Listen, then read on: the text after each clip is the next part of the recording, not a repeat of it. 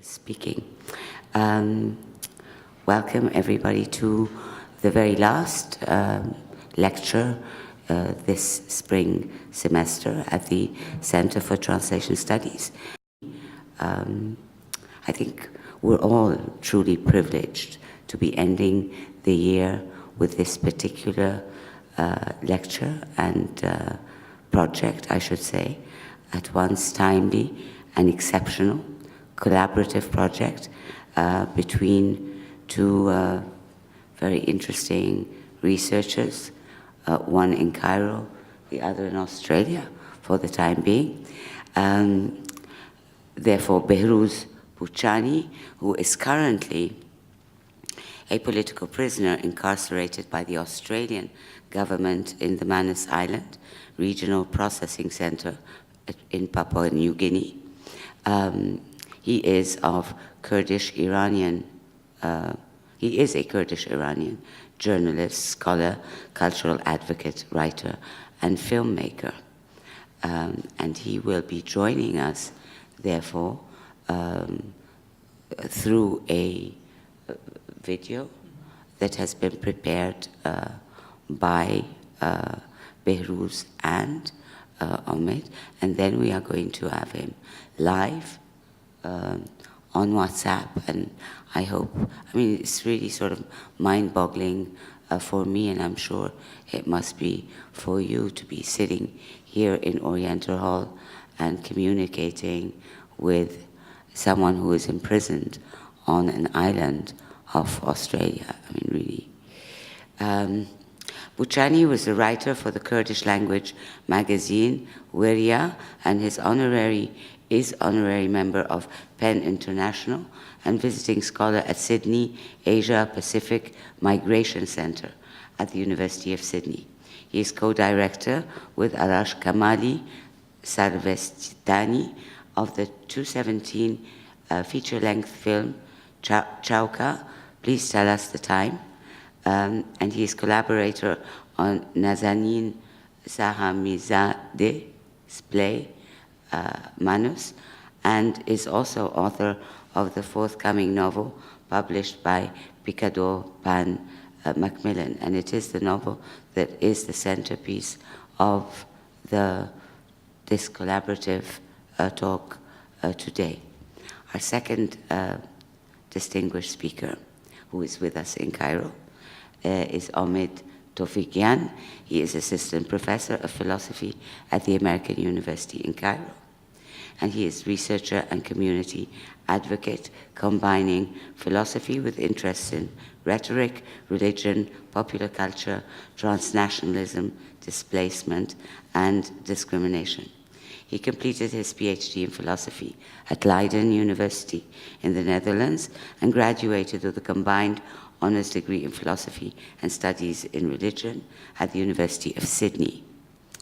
Tofighian has lived variously in Australia, where he taught at different universities, the United Arab Emirates, where he taught at Abu Dhabi University, Belgium, where he was a visiting scholar, the Netherlands for his, and intermittent periods in Iran for research.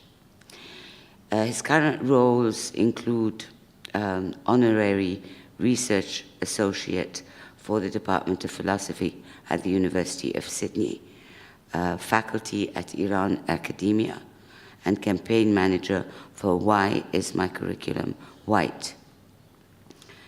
He contributes to community arts and cultural projects and works with refugees, migrants, and youth. He has published numerous books, book chapters, and journal articles, and is author of Myth and Philosophy in Platonic Dialogues, published by Palgrave in 2016. And he is also the translator of the novel about which he will be speaking this evening, that is written by Behrouz Boochani.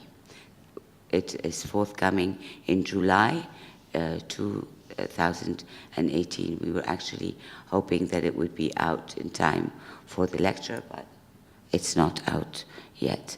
So today's talk is entitled No Friend But the Mountains, Translation as Literary Experimentation and Shared Philosophical Activity. So without further ado, please help me welcome Omid Tofighian. Thank you very much for that, Samia. Very generous introduction, and I'm also very privileged to be working with Samia and Behrouz, two very interesting scholars doing important work, and I think this is going to be the beginning of a lot more interesting research initiatives, writing projects, and also community and social advocacy, I think.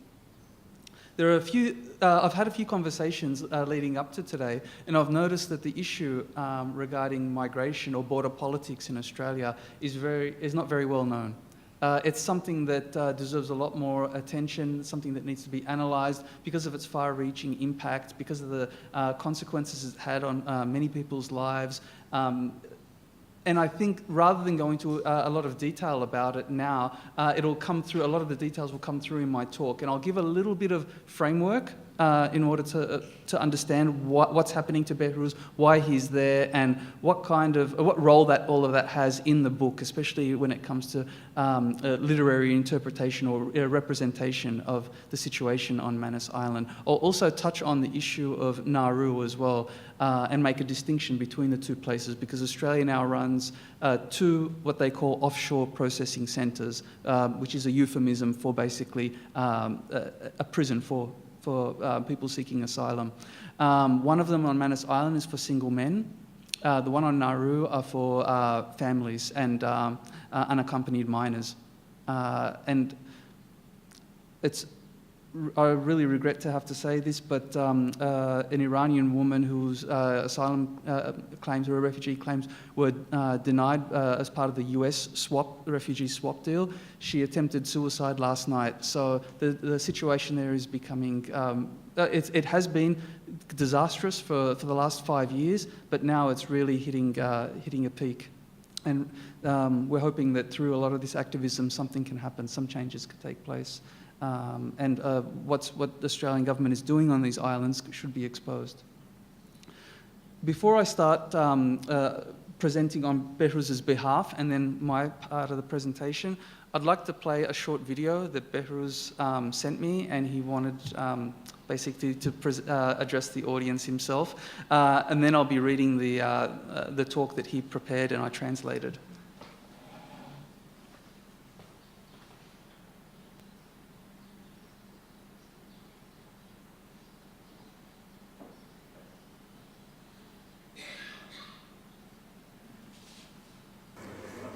Hello everyone,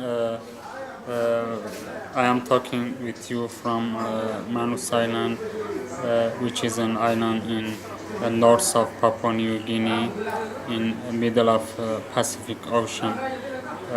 I would like to appreciate you for participate this program, and just I would like to give you some information about our situation.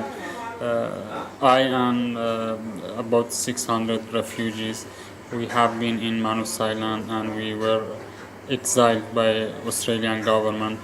We have been here for 5 years. The book No Friend But the Mountains, actually I finished that book when I was in a prison. So I was in prison for 4.5 years. Then they transferred me to a new place. So right now that I am talking with you, I am in a camp, which is an open camp actually, and it's different with that place that I finished the book there. For a long time I have published many articles in the media, and I have worked as a journalist, and I try to send out the information and documents. Also I made the movie Choka Please last time. But I think the book No Friend But the Mountains is much different with other projects that I did, because it is in literature language, and I think it is very important. I published many works, but unfortunately always people couldn't understand our situation, because I think the cinematic language is so different and has a unique potential, and also the journalism language. Each of them has a different language, so the literature is much different, I think. And I have been worked on this book for 5 years, and it is a result of 5 years suffering, and I think it is a new step in my work, and I hope that people understand our situation better through this book, and I hope that actually I feel I think that this book has this potential to make some change.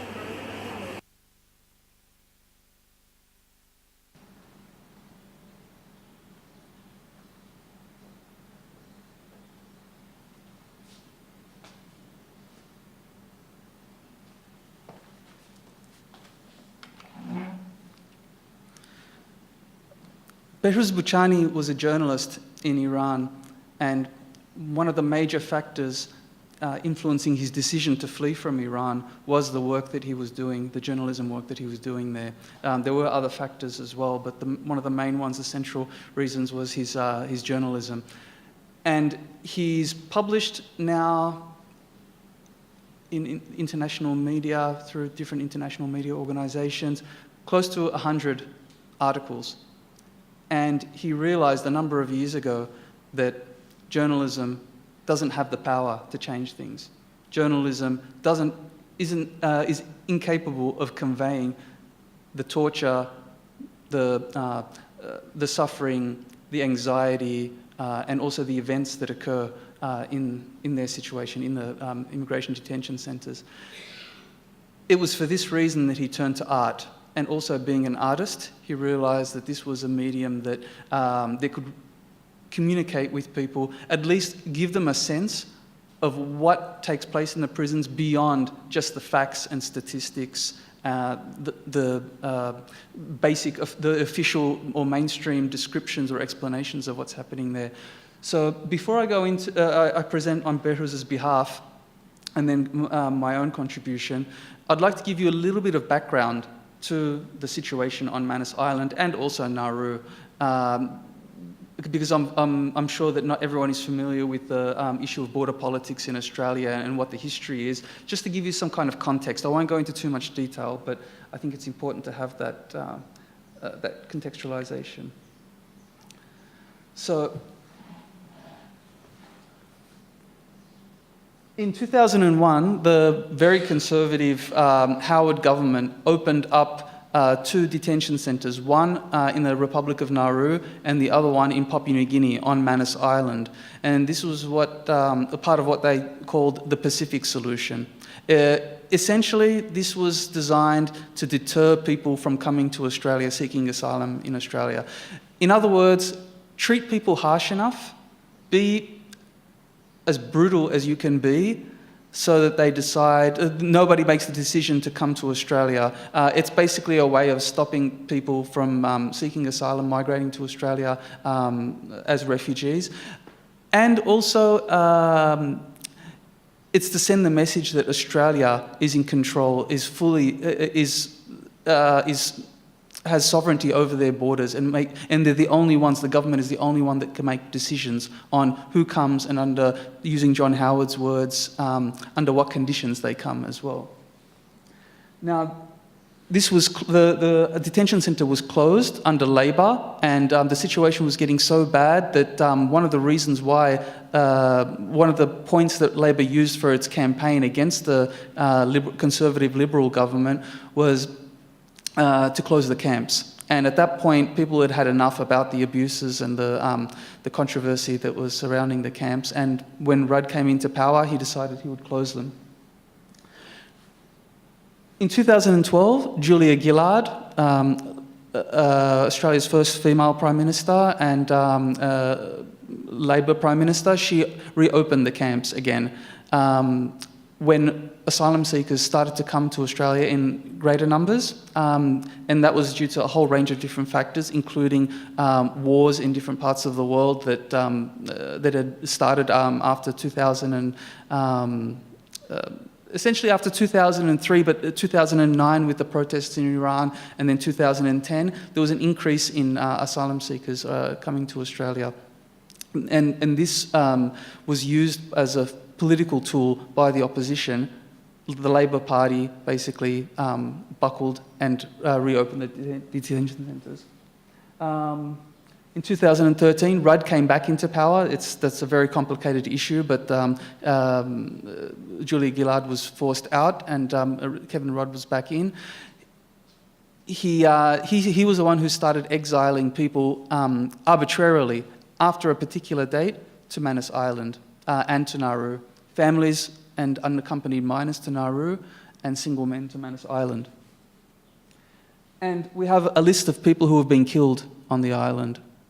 Now, in total, Nauru, Manus Island, and Christmas Island, which is part of Australia, but also offshore, in total since 2013, 10 people have died in these detention centres. In 2017, in 2016, the Supreme Court in Papua New Guinea actually ruled that the detention centre is illegal and unconstitutional. And this gave a lot of the refugees hope that things would change and they'd be released. Unfortunately, Australia decided that even though PNG ruled that they're illegal, that the detention centre is illegal, it doesn't, the location, the program, the project isn't under PNG law, but it's also not under Australian law. So in fact, what we have here is a place that doesn't conform or isn't ruled or governed by any particular laws of any nation. So it's an extrajudicial space.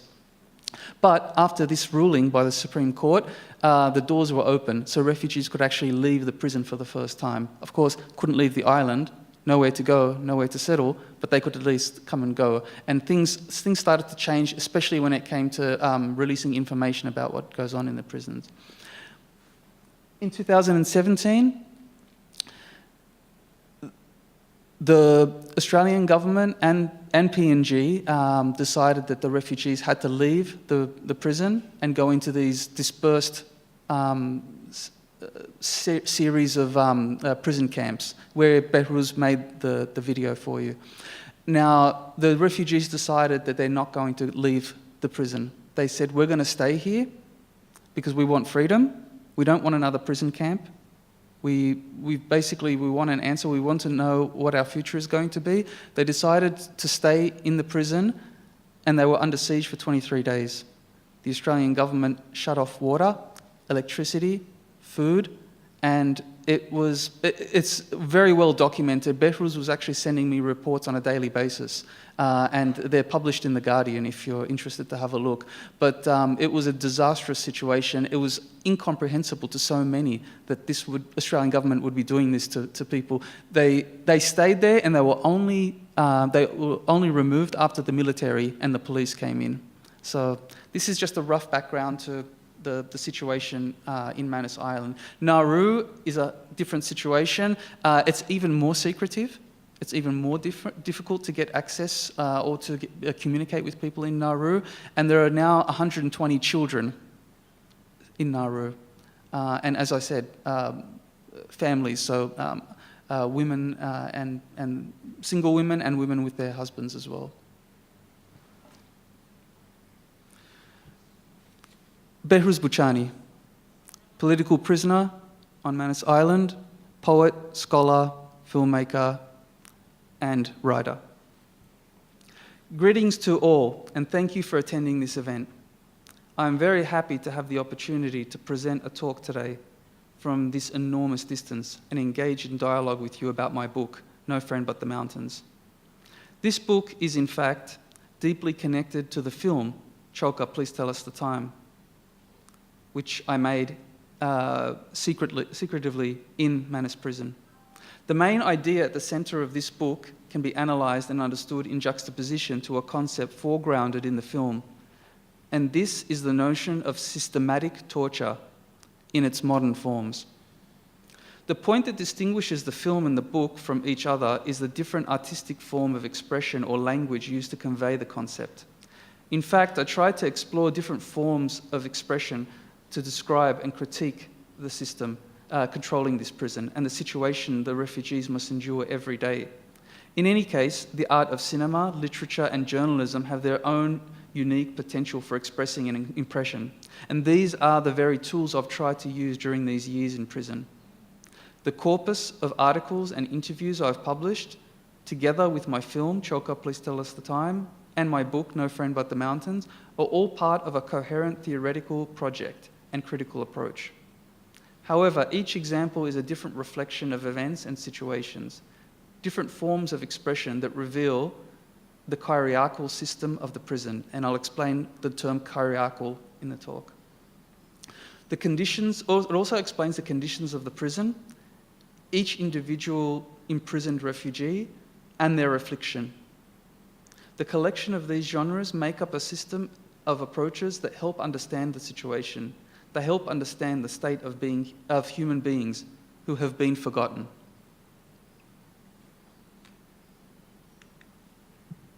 However, the other concepts worthy of serious consideration are the colonial ways of being and knowing that underlie this prison, the respect for nature and its magnificent beauty, the diverse cultural elements present in the stories, musical features and poetry, and the role of Kurdistan as my motherland.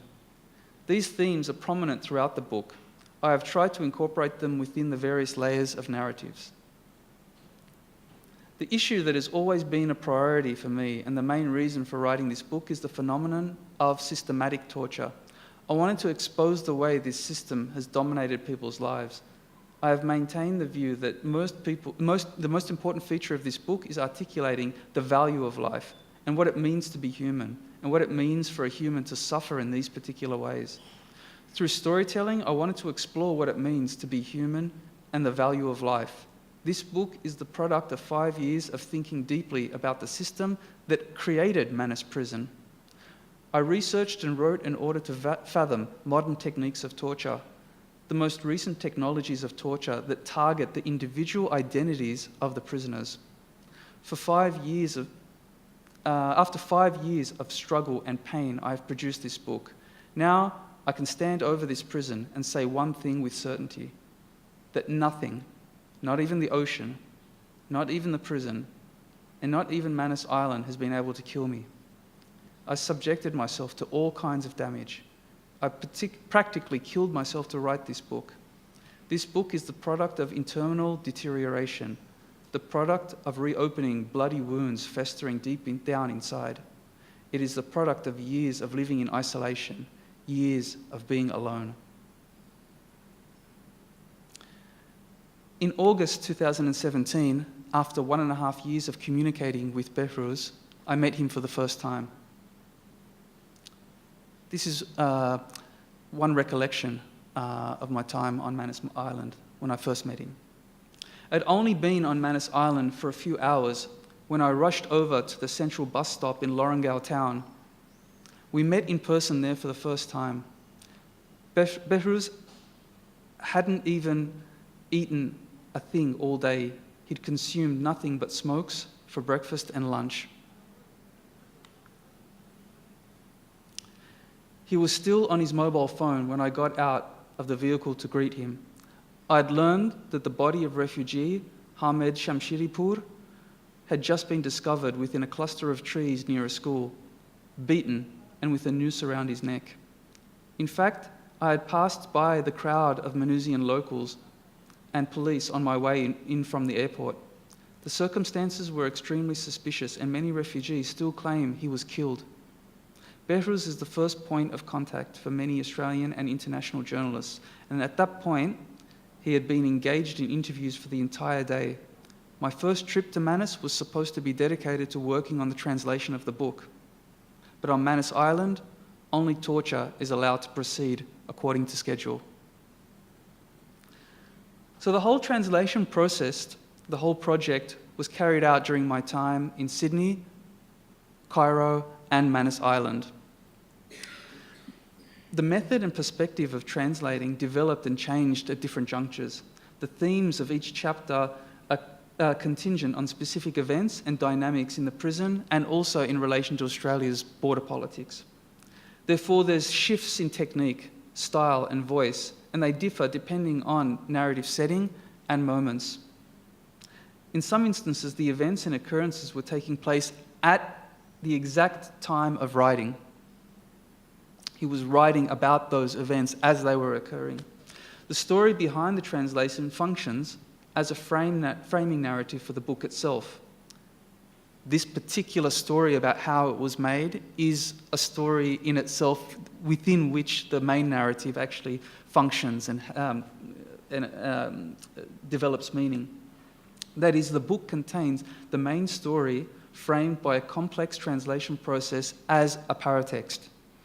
The relationship between frame and embedded narratives has roots in the distinctive narrative techniques common in the traditional and contemporary storytelling practices of Iranic peoples, which includes Kurds. By presenting some examples of this frame narrative, I will be able to briefly discuss key themes, concepts, and issues.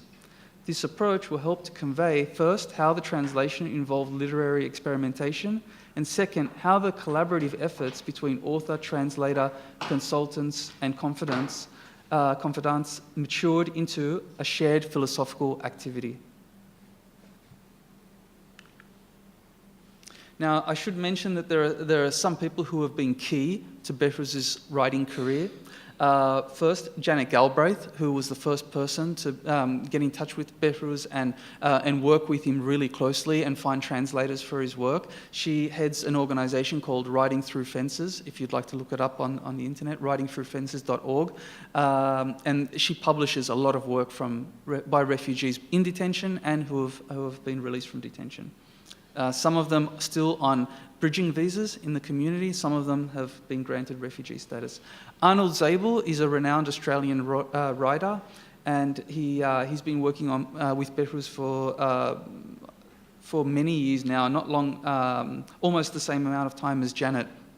And he's working on a dialogue project with Behrouz at the moment. Manus Mansoubi was the first translator for Behrouz. She started translating for him when he was still using a pen name. And then she also became my translation consultant in relation to the book. So we had a lot of meetings and discussions and engaged in a lot of analysis of the translation together. So the project wouldn't have turned out the way it has if it weren't for people like Manus. Sajid Kabgani as well. Sajid is now in Iran, but he was a PhD student in Australia working on philosophy of education. He was another really important figure in the process, and he was also a translation consultant. Najem, Farhad, and Tumas, Behrouz's friends back in Iran, and he engaged with them on a regular basis, consulted them, and received feedback from them regarding his writing. Tumas is now in Turkey. He's applied for asylum and he's waiting for his claims to be processed.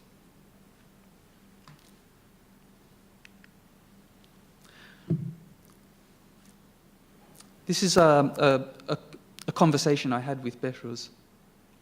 With journalism, I have no choice but to use simple language and basic concepts.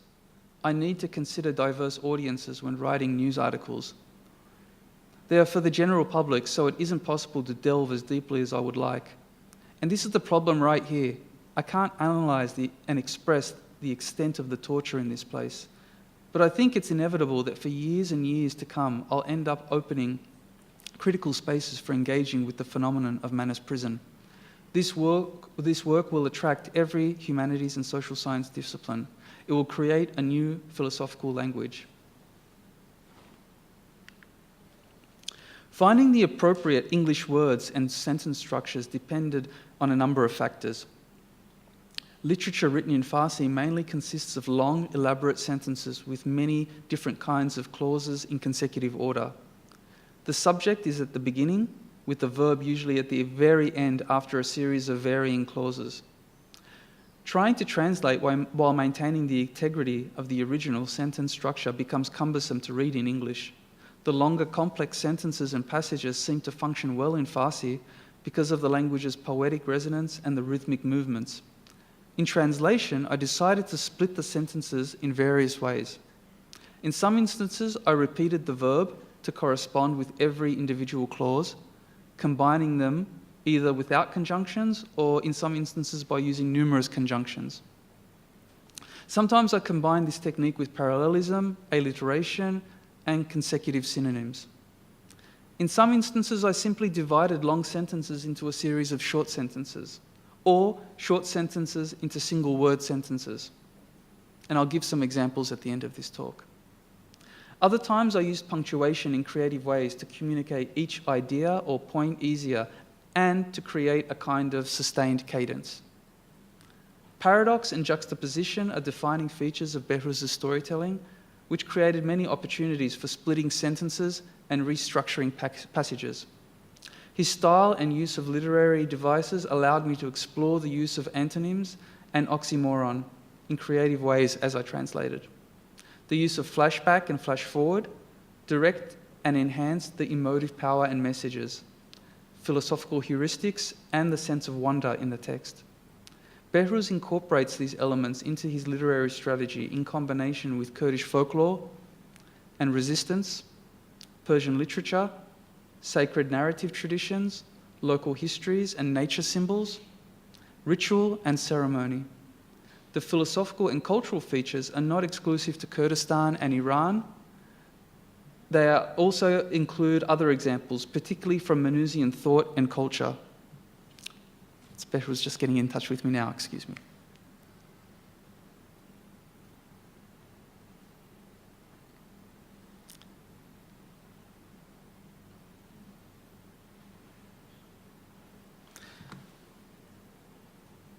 His phone was off for a while and I was just prompting him to make sure he's ready for the conversation later on. That was him now. He also incorporates influences from Western literature. For example, while writing the book, he was reading Kafka, Camus, and Beckett. Awareness of the techniques and influences and refashioning them strategically in English using diverse literary tools ensured that the poetic qualities and idiosyncratic literary style embodied in the original weren't lost. Behrouz's writing is rich with specific cultural, historical, and political frames of reference. The social and cultural conditioning of the many intertwined narratives is also grounded in Kurdistan, Iran, Manus Island, and inside the prison, within Manus prison, which is a site, a zone, a location all of its own. He also draws on experiences on the boat journey from Indonesia to Australia. And he conducted 2 boat journeys. The first boat that he boarded sank. They were rescued and returned to Indonesia. He took a second boat. He engaged with a smuggler to take a second boat to Australia, which then, after arriving in Australia, he was exiled. Just days after Kevin Rudd issued the ruling that everyone coming by boat would be sent to either Nauru or Manus Island. I felt the best way to capture those qualities was to present the sentences as fragmented or reconfigured, and to also style some sections as verse. I appropriated genres and structures to illuminate and evoke vivid imagery in particularly poignant situations and scenes. In my view, some of the most captivating and intensely affecting passages of the book are when prose, suddenly converts to verse, and then back again. Remaining faithful to the poetic elements in the language and Behrouz's writing, translating prose as poetry turned out to be the best and most appropriate option. Word choice was also determined by sensitivity towards place. Locations, situations, and narrative settings operate in all the scenes to transport the reader, increase tension, and construct images of spatial dimensions. In order not to compromise too much of the sensory power that Behrouz meticulously constructs, I tried to select words and phrases pertaining to the selected places and environments. Therefore, the English translation of nouns, verbs, adjectives, and adverbs are in many cases metaphorical and particular to the geographical and physical aspects of the chapters and their different passages.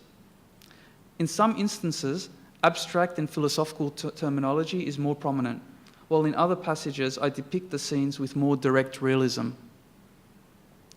Translating with this place-based narrative approach in mind, the same word in Farsi could be translated differently depending on location, atmosphere, characters, objects, events, architecture, and environment.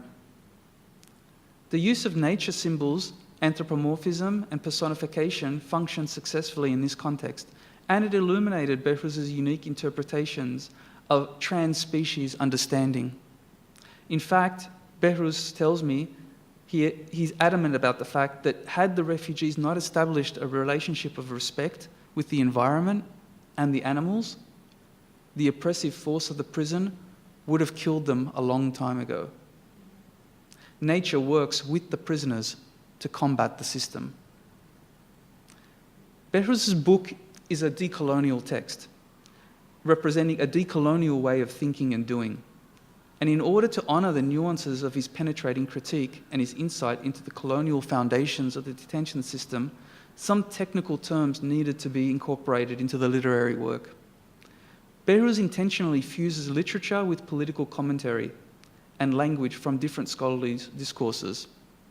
He has a master's degree in geopolitics and political geography at one of the top universities in Tehran, and he was denied to do a PhD for issues related to politics and general discrimination of Kurdish people and Kurdish culture. This corresponds with the literary play involving forms and devices from different genres, the fact that he's using different genres in interesting ways. These elements function together to expose the prison as a neo-colonial experiment and position his literature as a decolonial intervention.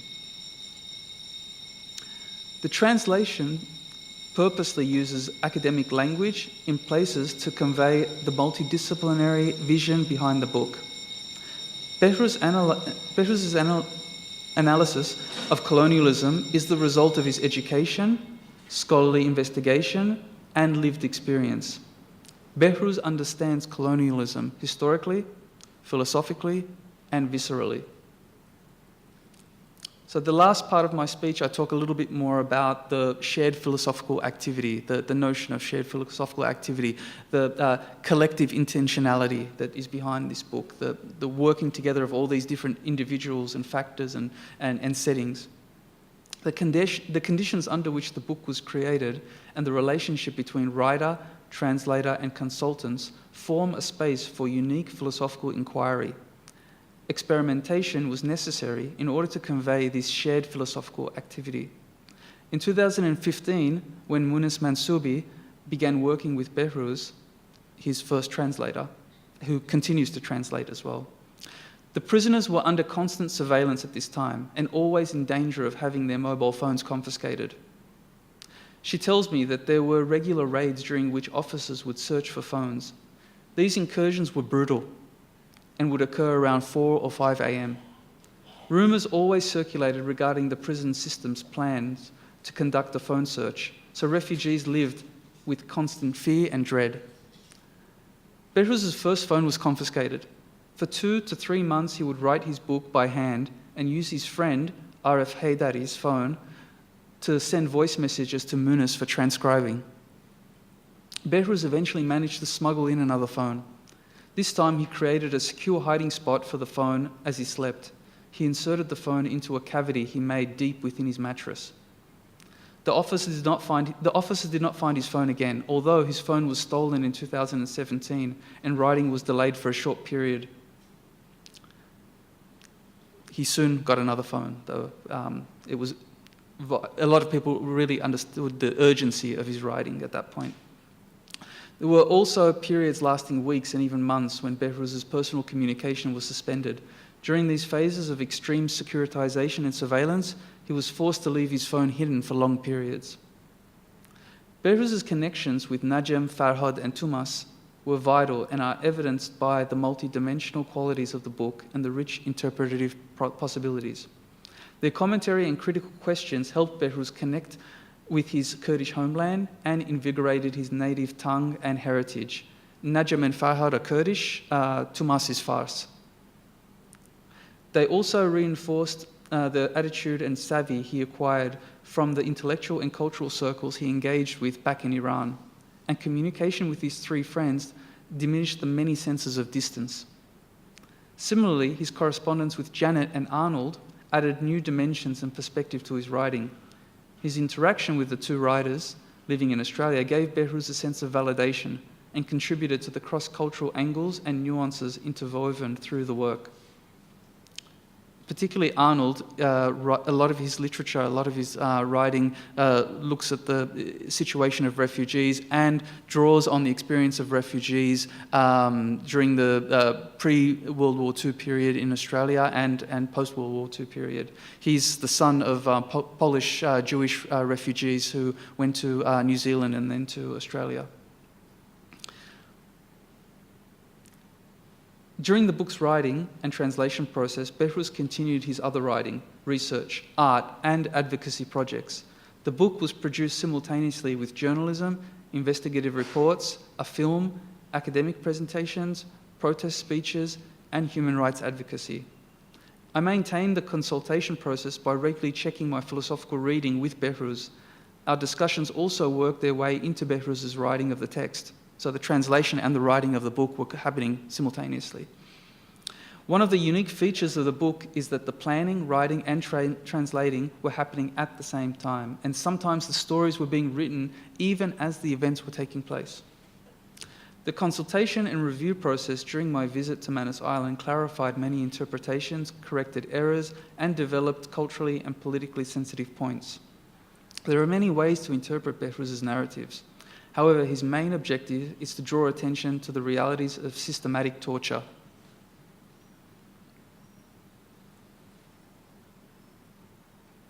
The book functions to move readers to resist the colonial mindset that is driving Australia's detention regime and to inspire self-reflection, deep investigation, and direct action.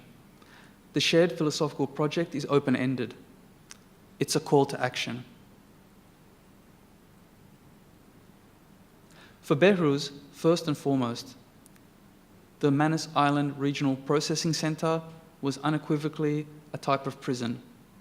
The name Manus Prison that he gives it is a literal translation from Farsi, Zendana Manus, and is designed for a number of purposes, one of which is to draw attention to and scrutinise the carceral nature of Australia's processing of asylum claims on Manus Island. As mentioned earlier in this presentation, we decided to use the term chiriarchy to represent the structures of power and domination that produced and govern Manus Prison. The term chiriarchy is a neologism first introduced by radical feminist theologian Elizabeth Schussler Fiorenza in 1992 to represent intersectional social systems of domination and oppression.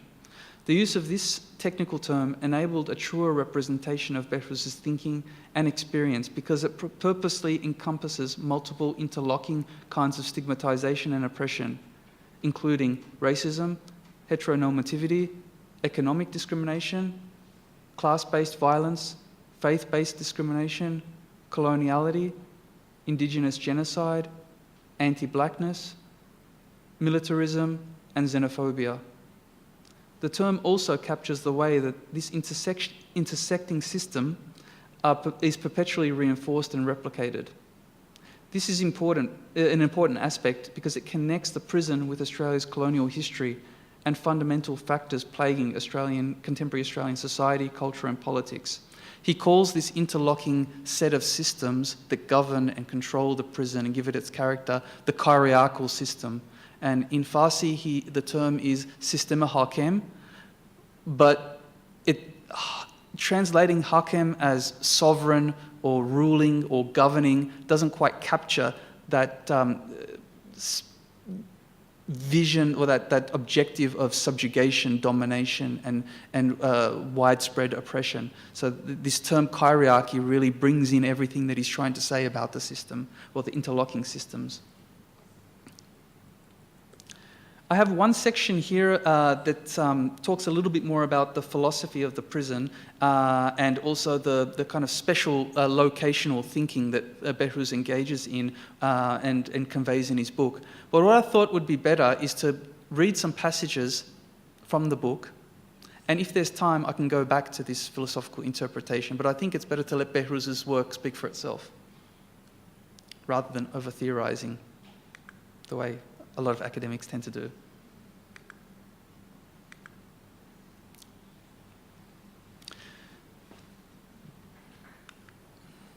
This is from chapter 2. It's the story about the first boat journey as they were left Indonesia and were on their way to Australia. The first boat journey never made it out of Indonesian waters. They were rescued by Indonesian fishermen and taken back to Indonesia, where he was imprisoned for a short time, escaped, and found another boat. And this is the time when they realised that the boat is actually sinking and there's no way to save it. For some moments, I exert everything to reach something far down inside, the deepest existential places for myself. To find something divine, to grab at it, maybe. But I uncover nothing but myself and a sense of enormous absurdity and futility. Pure absurdity, futility, a feeling similar to living life itself, the very essence of life. This realization makes me brave. So right at that moment, I light a cigarette, take a few drags, and inhale the smoke into my lungs, into the most abused organs of my body. I've accepted death.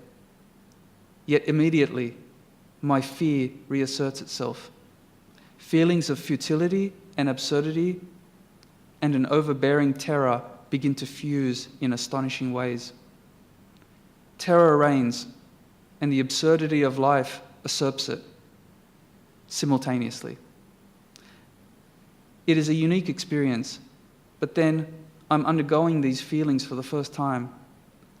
I accept death, and while engulfed in this maelstrom of noise and oppressive anxieties, I drown in the vortex of sleep. The ruckus of our terrified group, the sound of weeping in the background, the beating of waves, the petrified, silent screaming, the tormented wailing, waves rocking a cradle containing a corpse, all within a domain of death and darkness. My mother is present. She's there alone, travelling over the ocean or emerging from within the waves. Where is she? I don't know. I only know she's there, alongside me. She's afraid. She's smiling. And she's weeping, shedding tears from years of sorrow. I don't know. Why is my mother cheerful? Why is she weeping? I witnessed the wedding celebration with rituals of dance. I witnessed lamentations that dictated demise. Where could this place be? Grand mountain peaks covered with snow, full of ice, abounding in cold? I am there. I am an eagle. I am flying over the mountainous terrain. Over mountains covering mountains. There is no ocean in sight. From all ends, the territory is completely dry. The presence of ancient chestnut oaks. The presence of my mother. She's always present.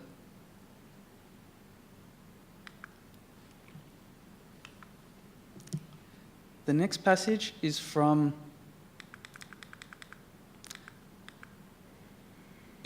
chapter 4.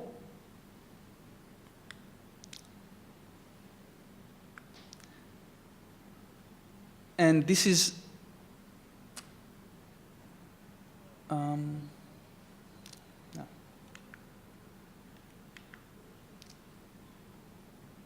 Chapter 4. This is when they've been rescued after the second boat trip, and they're on the Australian Navy vessel that's rescued them.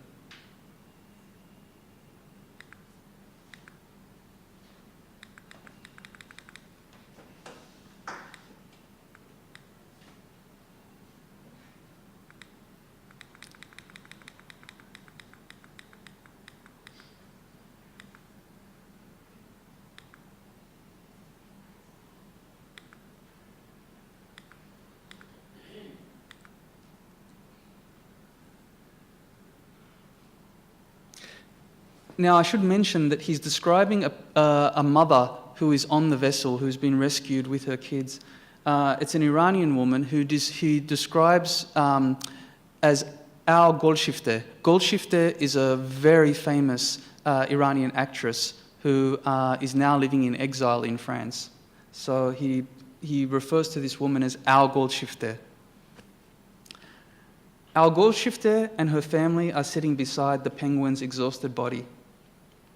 That woman's face is still exuberant, her appearance still beautiful, her pride still flourishing. Her clothes are torn and her body smells like the other distressed people there, smelling like the sea, smelling pungent, smelling bitter. But our Golshifte remains proud, she remains captivating. Our Golshifte laughs at all this distress, laughs at all the misery, laughing with those dark, alluring eyes, those eyes flaming like small suns. Our Golshifte's presence within that displaced and wretched community is hard to imagine.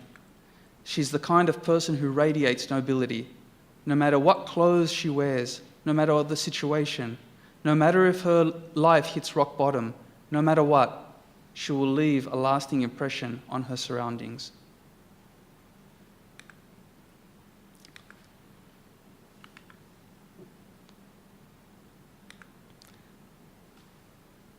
The next passage is from the chapter that describes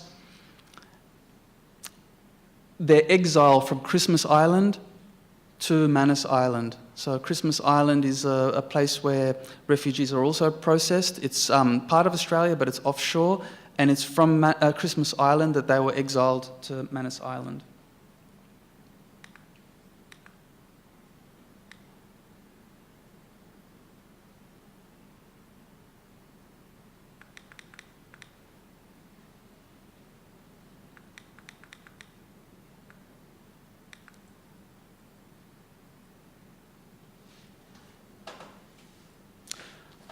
Always, at these times, when one has a headache and sorrow rears its head, when the mood is filled with sorrow, it weighs down mercilessly. The scent of nightmares waft in. Behrouz is in the new detention centre in Manus Island. He realizes there's graffiti on the wall by an Iranian family who was there before these prisoners were taken. So he's contemplating, he's reflecting on the messages that the family had written on the wall. As he tries to deal with his headache, he falls asleep and has a dream. I am on a large ship, a ship that resembles a British tanker, a ship like the one that rescued us and brought us here. In the middle of the ocean is a small, vivid, green and bountiful island, encircled by dangerous waves. It is rocking. The waves are shaking it, exactly like that rotting boat from that stormy night, the boat that was captured by the belligerent waves in the ocean. There are little children on that island. They are terrified. Their arms are raised. They are pleading with me for help. There are tall coconut trees growing on the island. The children wrap their arms firmly around the tall, smooth tree trunks. I get closer. Nilu is there. She is wearing an outfit patterned with many, many flowers, yellow and red, like the flowers growing next to the coconut tree. Parnia is also there, standing there with her hair in pigtails. And there are other children I don't recognize. The island is getting smaller and smaller. The waves are getting higher and higher. The waves are swallowing up Nilu and the other children. I can only hear their voices. No matter how I try to dive into those waves, I can't move. Like a stiff nail, I can't move at all. The island submerges into the spinning ring of waves. The children are still on it. The island sinks into the abyss of ocean. The coconut trees had linked hands, but they too drowned. I wake up in a panic. My head aches, and the fan spinning continuously has dried up and sweat covering my body. I turn on the lights. I have to light up a smoke. I read one of the inscriptions written on the wall next to my head. It's Nilu. She's written something up there in a child's handwriting. Oh God, do something. Take us to a nice place. Kiss, kiss.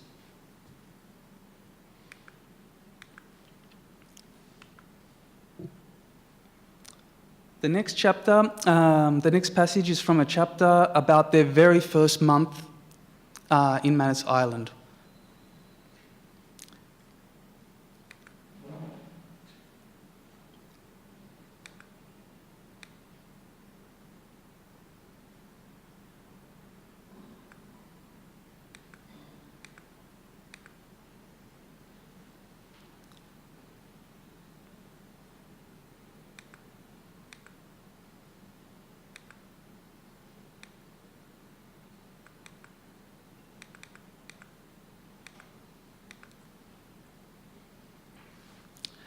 We are 400 people, 400 lost souls in a tightly confined space, 400 prisoners anticipating the nights so we can leave and enter our nightmares.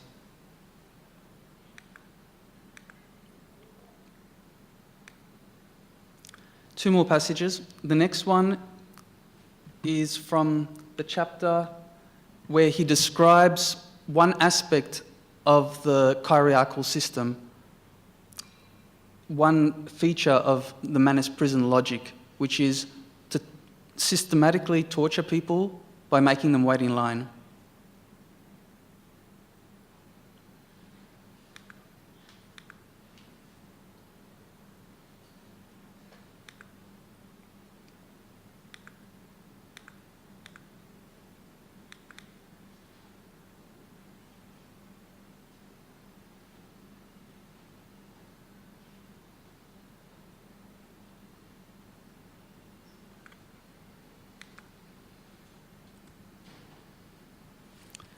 A twisted, interlocking chain of hungry men.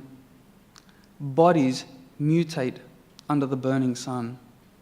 Heads in an oven fired by the sun. Men undergoing sickening transformations. A long line of men of different heights, weights, ages, and colours. Days in the prison begin with the commotion of long queues. Long, pulverizing queues.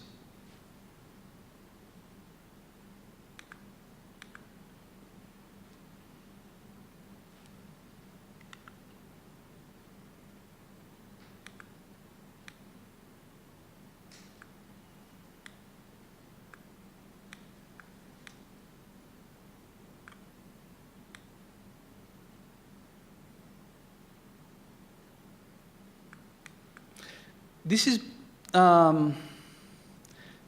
one of my favorite, this is probably my favorite chapter. It's a chapter that he brings in mythology, folklore, and an epic in together. It's an amazing chapter just because of the dream visions that he describes, and also the mythology that he creates while in a particular situation on Manus Island. He also describes, in a very peculiar but amazingly profound way, he describes the beating of a refugee at the hands of security guards in the detention center. So this is one of the passages where he goes into one of his dream states and describes visions that relate to his background and also the situation in the prison. I am a child of war. I don't mean to say I've been sacrificed. I never ever want to be labelled with this word. The war has taken its sacrifices and continues to make sacrifice. Sacrificing out of the blazing fires of war. Sacrificing out of the desolate ashes of war. On the threshold of life and death. Smiles enamoured with staying alive. Mothers wailing and soaked in blood. A region full of storehouses of affliction. Suffering and starvation. I have to say it. Hear me as I cry out. I am a child of war, a child of an inferno, a child of ashes, a child of the chestnut oaks of Kurdistan. I'm insane, I am. Where is this place? Why has the night become so terrifying? And why can't I fall asleep? Let me say something. Let me surrender myself to the realm of the imagination and amnesia. Where have I come from? From the land of rivers, the land of waterfalls, the land of ancient chants, and the land of mountains. Better to say, I've come down from the summits. I've breathed in the ether up there. I've laughed up there. I've unleashed my hair to the wind up there. Out of a small village that stood in the middle of a forest of old chestnut oaks. In the past, we were weary from the war. The war elephants from the neighbouring lands had decided to wage battle for many years inside our vibrant and luscious plantation. Their heavy legs and bulging bellies rampaged. Every place was crushed underneath them. The war wasn't our war. The violence wasn't our violence. The theatre of war wasn't our production. War was uninvited, a calamity from the heavens, just like a famine, just like an earthquake. My mother always sighed and would say, "My boy, you came into this world in a time we called the flee and flight years." The phrase was commonplace during those miserable years, a time when people would run to the mountains from fear of the war planes. Everything they had and could carry, they took with them. They found asylum within chestnut oak forests. Do Kurds have any friends other than the mountains? Thank you.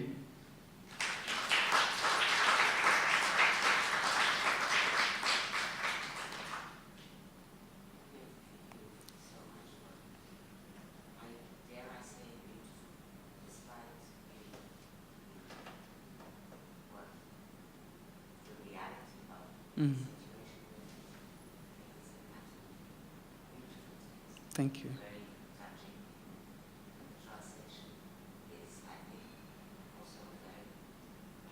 Thank you. Yeah.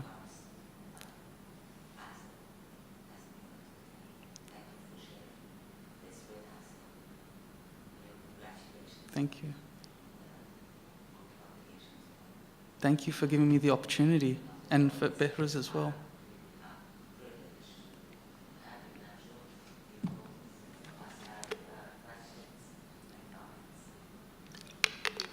Do you mind if I take a picture now and send it to Behrouz? He just got in touch with me now.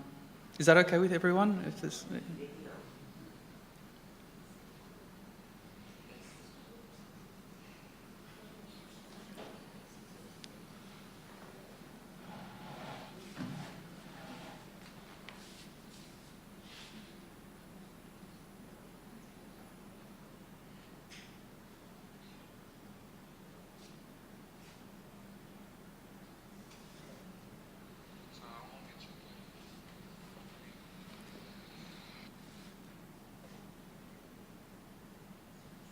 سلام بهروز، خوبی؟ هستی؟ Okay. Yeah, he's there. Questions for Behrouz, or you can, I can answer any questions as well.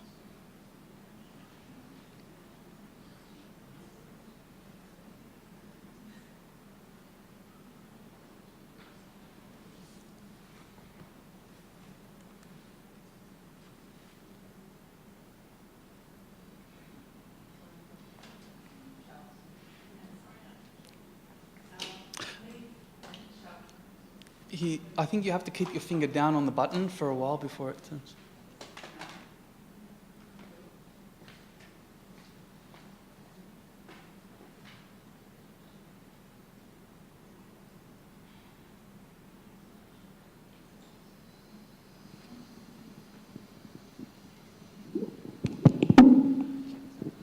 Okay, thank you, Omid.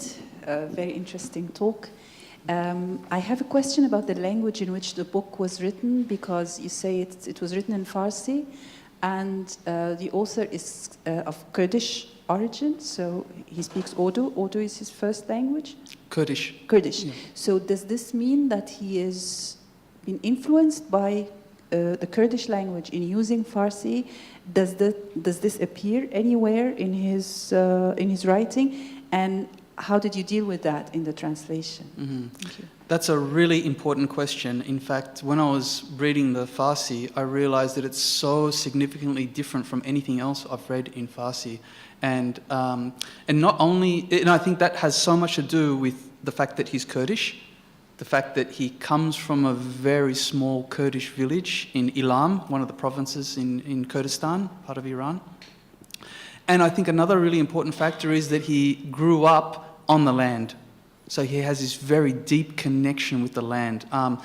With modernization in Iran and with so many different people moving around, urbanization, I'd say majority of Iranians have lost that connection with their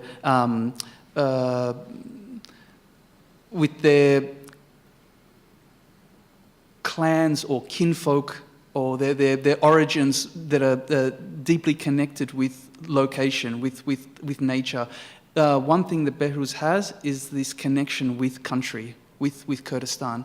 And that is different from, say, a Kurdish person who maybe was born in Tehran or another city in Iran and doesn't really have that. I really consider him to be an indigenous Kurd. Someone who is deeply, whose identity is deeply embedded in the surroundings, in the nature, with the animal world, and all of this comes across in the book. And I think that's one of the major reasons why Behrouz was able to establish a very close connection with the Manusian people, the local people of Manus Island, because of that understanding of country, of land. The other thing is that his understanding of colonialism is particularly unique.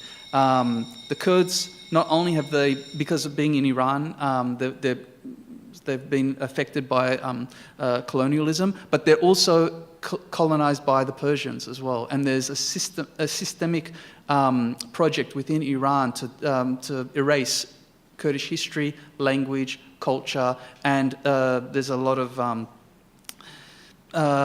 erasure and a lot of suppression of anything to do with Kurdish representation in politics.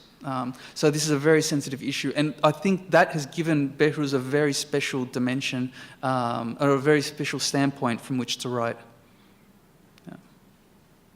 Yeah. Personally, I think that a lot of non-Kurdish Iranians can learn so much about this. I think it's, even in terms of Persian literature, it's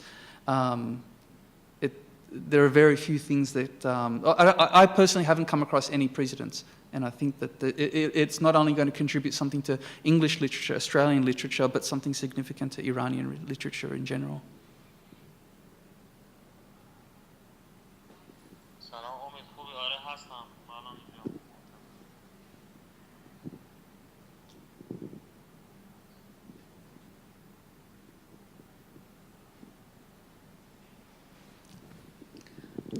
I'm just curious, how has he been able to maintain contact with so many different academics and journalists, and how is it that they're allowing him to do that? And on that same note, he's been there 5 years, correct? Why hasn't there been more publicity? Why haven't all these academics and journalists tried to get him out? And is it that he wanted to finish his book? That's why he chose to stay there? Or was it something that they haven't been able to do yet? Really important question and very complex. It would take. I'll try to answer succinctly, but this deserves like a whole seminar.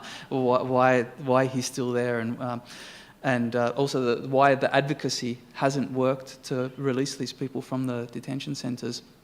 Well, first of all, when he was first taken there in 2013, phones were illegal.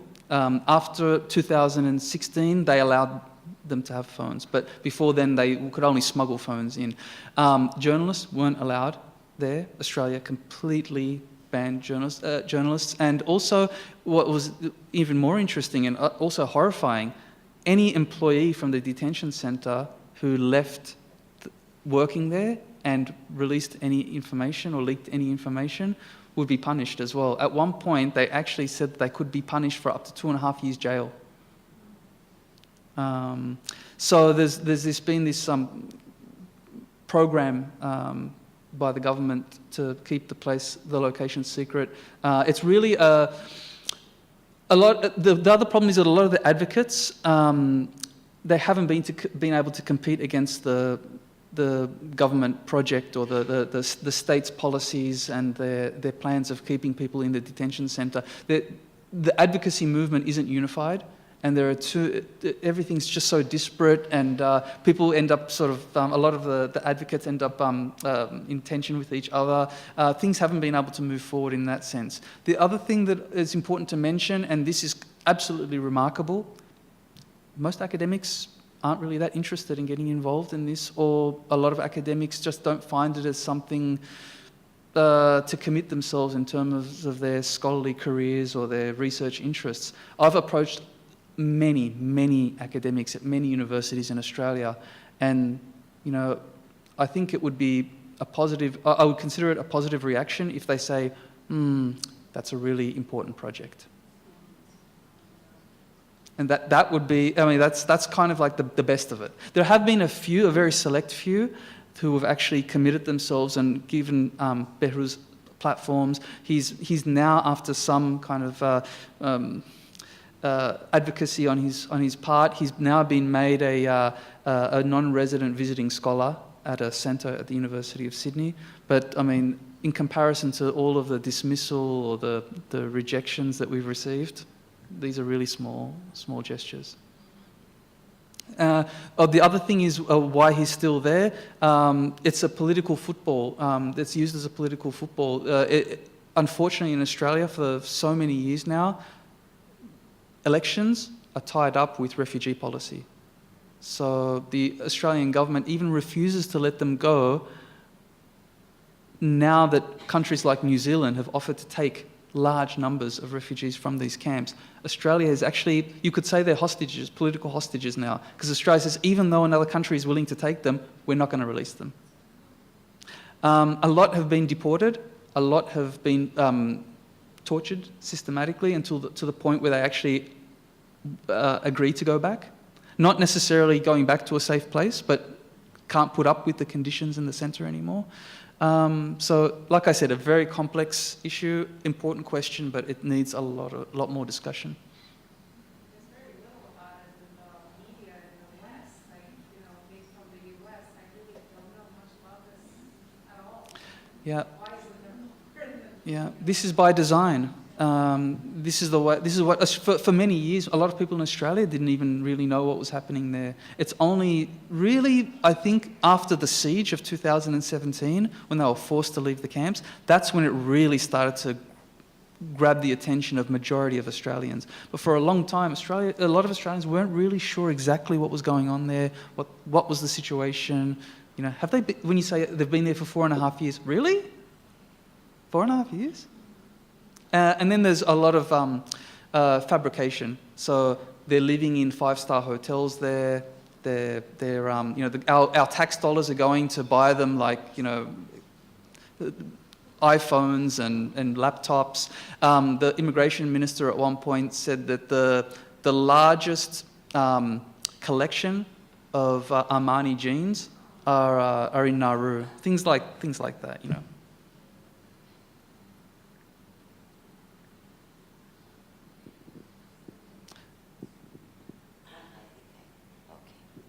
Thank you. I was struck by how poetic his language is, you know. And is he with us online? Mm-hmm. Yeah, mm-hmm. Good. I would like to ask him, you know, given the horror of these boat experiences, how did he come to choose to translate these nightmares into this very sublimated almost language, when it could have been otherwise? I mean, he could have translated these experiences differently, and I think there must have been a process, right? A long process. And I fail to believe that these were immediate sort of renditions of what happened. These are, you know, long sort of, ruminations. Exactly. Until they sort of get to this final translation.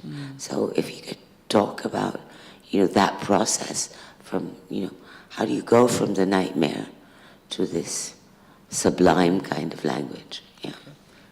I'm going to get a pad to write down, because when he answers, I wait for him to finish and then I translate.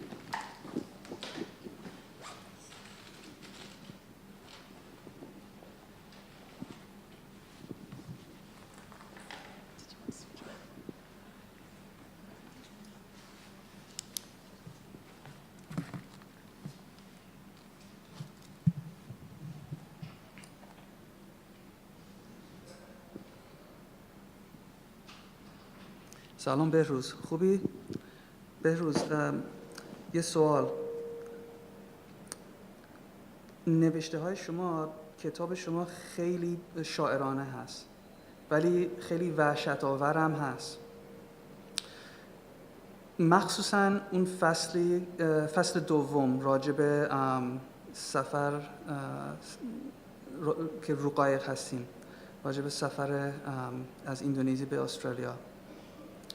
شما حتما خیلی وقت گذاشتی یا خیلی روش فکر کردی که این تجربه ها رو تبدیل کردی به ادبیات. پروسش چجوری بود؟ چه اتفاقی افتاد یا چه دلیلی داشتی که اینا رو به این شکل درآوردی؟ اینا رو به این شکل نوشتی؟ پروسش چه حالتی داشت با ابزارها، با مفهومایی که استفاده کردی؟ به خاطر چی اینا رو انتخاب کردی؟ چی بود که رو شما تاثیر گذاشت که اینجوری تجربه هاتو توضیح بدی تو ادبیات، تو کتابت؟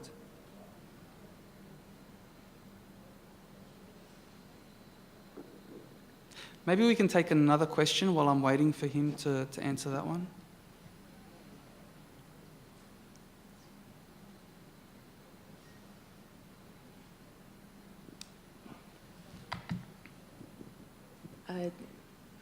I was going to say I would prefer to ask a question about and highlight the detention and the immigration part, but it's a philosophical question. Sure. And in talking about, I guess, translation and things like this, some of the things that you said made me think of Blanchot's work on a text about translating Kafka. And kind of language and how in describing something through language and experience, you lose that experience. And I was wondering in the context, because you're never able to describe it, yeah? And I'm wondering if that comes up in the book, because I think a lot of these experiences are experiences which language cannot contain. Yeah. So I was wondering if you could say something about that. Yeah, I actually have a translator's note in the book, and I also have a short essay as well about the philosophical ideas. And there are some things. I think there were some things in the book that I really had to confirm with him. And I think the fact that we were actually engaging in conversation right throughout the process, and I had the opportunity through WhatsApp voice messaging to talk to him and then visit him as well. This clarified a lot of things in relation to the translation. There were some things that I misinterpreted. There were some errors that I made at different points. There were some things that actually I confirmed before going to visit him, or actually before consulting him, because I was working with 2 translation consultants as well. So all of these played a really important role.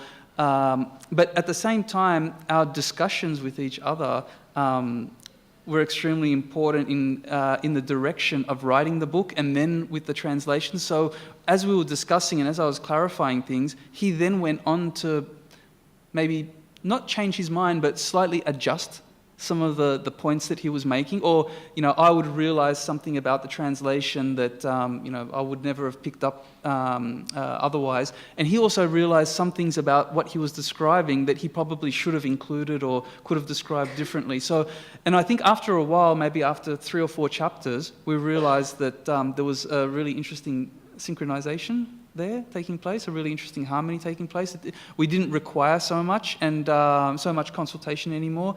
And I think that at a certain point, I actually got a very strong sense of his voice and his position in the detention center. So I think his writing is deeply connected with his position. So another refugee who isn't in Manus Island, who maybe is in another detention center on the mainland, or is on a bridging visa in Australia, or maybe in another country, even though they undergo similar kinds of experiences, it's not the same one as in Manus Island. The Manus Island experience is so particular. So I think at a certain point, his positionality, his location, his very particular experience within those structures, within that system, really started to come through. And I think what helped me a lot was the fact that I could play with different kinds of terms and phrases and genres.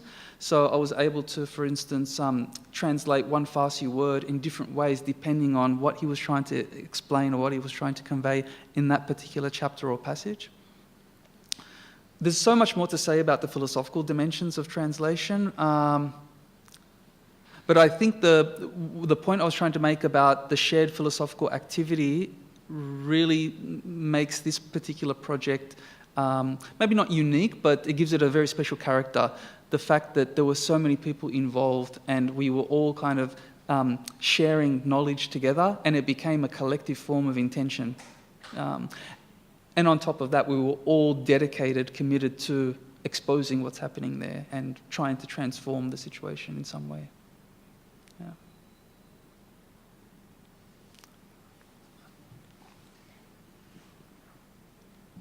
Would you mind if I translate what he's sent through now?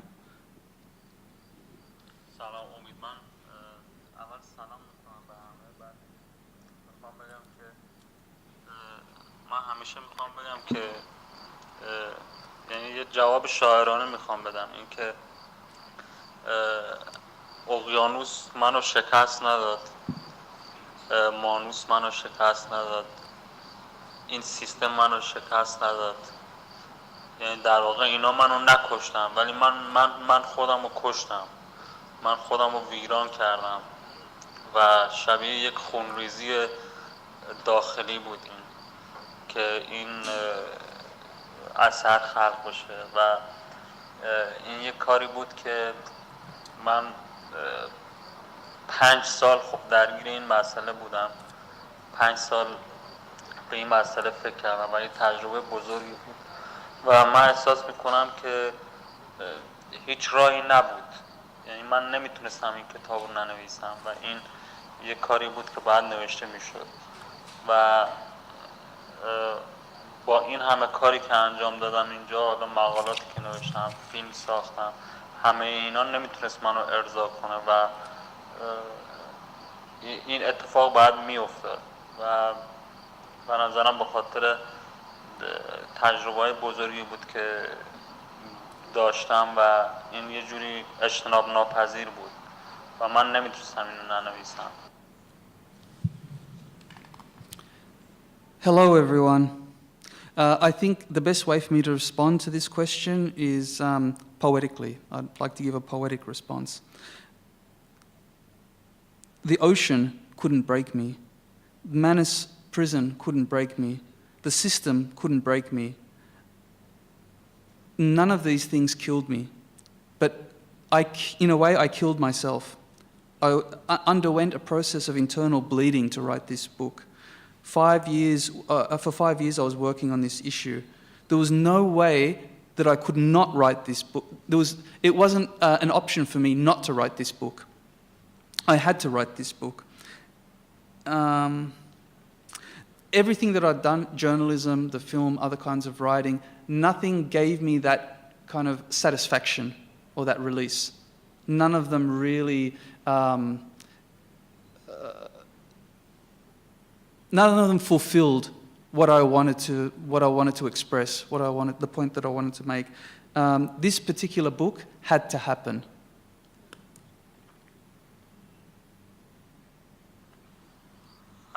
پروسش هم این بود که خب 5 سال من فقط فکر کردم به این موضوع، یعنی این محصول 5 سال فکر کردنه، 5 سال اندیشه است، 5 سال درگیر شدن با این قضیه بود و به نظر من هیچ راهی هم نبود که، یعنی من هر طور می نوشتم نمیتونستم که شاعرانه نباشه و این یه زبانی بود که من تسلط روش نداشتم و این در واقع قلم بود که منو با خودش میبرد و احساس میکنم هیچ آگاهی روی این مسئله نداشتم و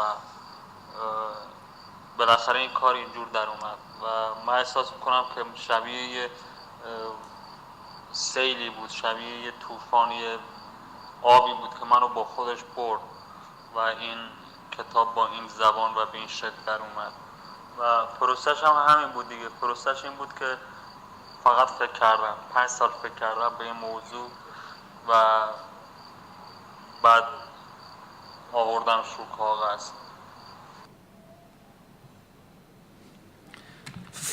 The process involved 5 years of deep thinking, 5 years of theorizing, and in the end, it had to be, for me, it had to be poetic. I actually didn't have any control over it. It wasn't a completely conscious process. It was like a storm or a flood coming through and taking it with me. And this is the outcome. I arrived at this point. It was a 5-year process, so it wasn't just in response to your question. It wasn't immediate. It wasn't an immediate reaction. Yeah.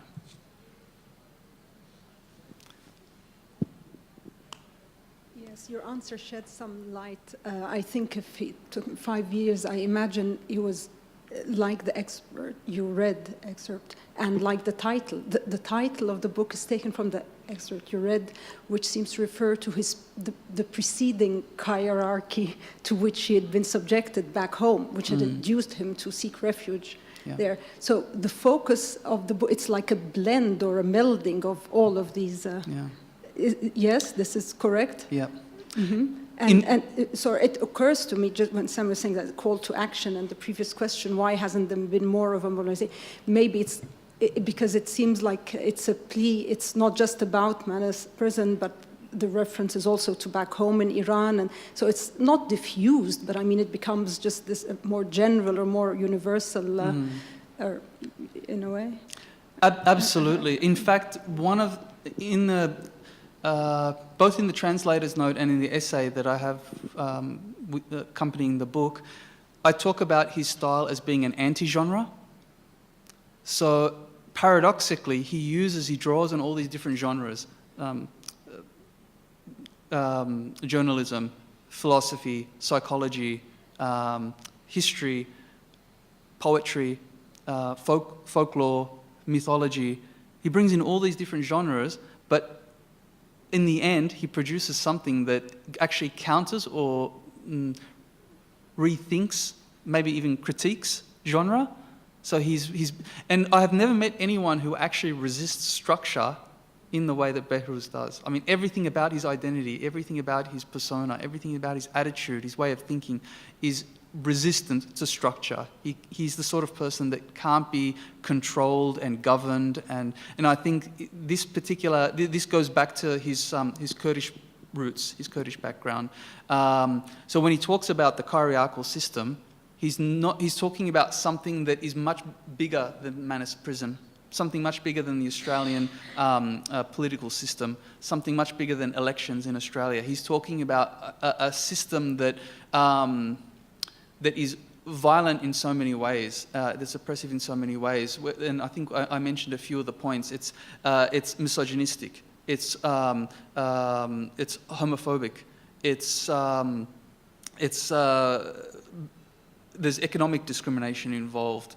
There's even disability, for example. There are people with disabilities in these prisons as well. So anti-blackness, indigenous genocide. There's just so many factors all coming in that by looking at one particular issue, making it just about refugees in Australia, won't address the issue. This is something much, much larger, and it says so much about the way societies, especially modern societies, are organised. What's happening there is particularly modern. It's particularly industrial. It's these are people being warehoused, and yeah, there's so much to be said about that. It's an important point.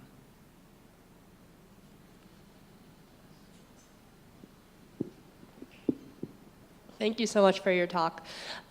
So you mentioned before that Behrouz applied for a PhD and obviously was not accepted for reasons because of his background. But has this experience, does he still, you're talking about structures and that he doesn't, he tries to go against these structures. So has this experience, if he were to get out, would he still wouldn't go in academia? That in itself is the structure that he would have to fight for.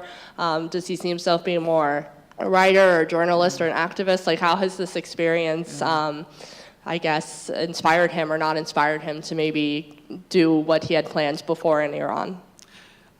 It's really interesting. I'll convey or describe a conversation I had with him after a few disappointing meetings with academics, and coming back to him and talking about what the reaction was, or the lack of reaction. He said, "Really?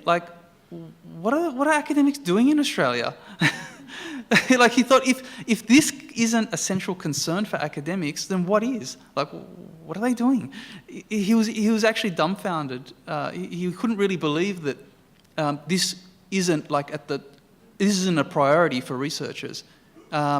And so we've been organising various things, and we've been writing some articles together. He actually has a piece coming out in an academic journal, which is a response to one academic who wrote a response to one of his articles. So he's replying to the response.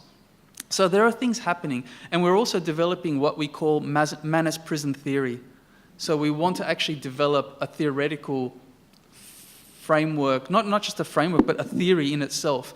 And we're using a lot of the ideas from the book, and also a lot of ideas that have developed out of our conversations to discuss this idea of Manus prison theory, and hopefully make that a staple, or at least a cornerstone of so many debates in Australia that relate not just to migration, not just to asylum seeking, but also in relation to surveillance, militarization, especially the border, but also of people's autonomy in relation to political questions, political choices. Also, we hope that this will start a new conversation about kinds of writing in Australia, dissident writing in particular. So this could be, this idea of a Manus prison theory is something that we're thinking about developing. When he comes out, he's not so interested in being an academic, even though he reads articles on things like Agamben's State of Exception, which he thinks is very close to what he's experiencing, but still insufficient. He talks to me quite a lot about Gramsci and Foucault. But what's really important about his work is he also draws on Kurdish scholars and artists as well. So Bakhtiar Ali, there's Choman Hardi, who's actually at the American University in Soleimaniye, who's an academic and a poet. So he draws on all these different historical, cultural, and social influences. So when he comes out, he wants to be a writer. He wants to continue his journalism. He wants to continue writing. He was already talking to me about new book ideas. He wants to publish his journalism as a compilation in a book. So he constantly approaches me with a lot of ideas, and I think there's very little that can hold someone like him back, to be honest.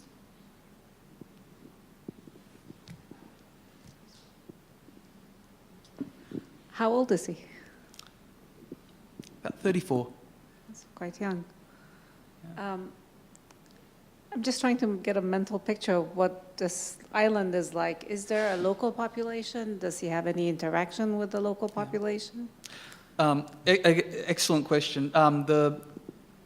This has been a point of contention, and it's something that's been exploited by the Australian government. The Australian government, before sending these people there, told the refugees that frightened them regarding the local population, that told them things implying and sometimes stating directly that they're cannibals, that these people, the way that their society is organised, they're kind of like their traditions are threatening, they're dangerous, it's an inhabitable space, not just because of the tropical climate, but also because of the culture, the local culture. On the other hand, they told the local culture that these people coming here are all terrorists, that they're criminals, they're terrorists. So in the beginning, for a number of years, the local people were really frightened of them, felt threatened by them, and because of the agreement between Papua New Guinea and Australia, the detention centre had to employ some local people. So and they were at the bottom of the hierarchy. So they were doing all of the jobs that Australians who would be flying there to work, shift work, they wouldn't want to do. And this created tensions between the Australians and the local population. But for many years, the local population were absolutely petrified of the refugees. He tells me stories, or he actually has stories in the book where, for instance, if a local man was cleaning the bathrooms and a refugee wanted to go to use the bathroom, the local man would step aside, go right to the other side, and would be too afraid to tell the refugee to wait one moment while he's just, finishes what he was doing. So even just exchanging a few words was an issue. I mean, the propaganda was that strong. So this was going on for a while, and then at a certain point, the Australian government weaponised the local population. If you remember from the timeline that I put up, there's the death of Reza Barati. He was killed in 2014. There was a... It was written he was killed, and then it was written that they said it was suicide. Oh, yes, that was another one. That was in 2017. But the very first, and actually there's very, very suspicious circumstances surrounding those deaths. There are a number of them, and also there's an Iranian man who died because he wasn't treated for a foot infection. So there's a whole range of different kinds of abuses and neglect going on there. But in relation to Reza Barati, he was the first one killed on Manus.